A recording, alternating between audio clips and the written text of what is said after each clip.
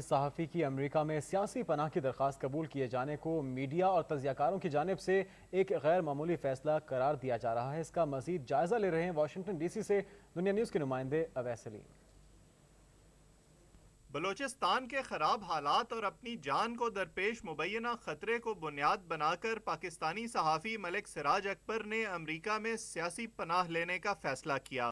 ملک سراج اکبر کے مطابق ان کے فیصلے کا پس منظر صرف اپنی جان کا تحفظ تھا اور اس کے کوئی سیاسی مقاصد نہیں۔ اسائلم کا یہ مطلب نہیں کہ یہ پاکستان کے خلاف میں نے فیصلہ کیا ہے یا بلوچ قوم یہ تحریک کے حق میں فیصلہ کیا ہے، یہ میں نے اپنی ذات کو سیف رکھنے کے حق میں کیا ہے۔ صحافیوں کی عالمی تنظیم رپورٹرز وداؤٹ بارڈرز کی ڈائریکٹر کلاٹلیڈ لیکوز کے مطابق پاکستان صحافیوں کے لیے سب سے زیادہ خطرناک ملک بن چکا ہے اور یہی خوف ملک سراج کے فیصلے کا محرک ہو سکتا ہے۔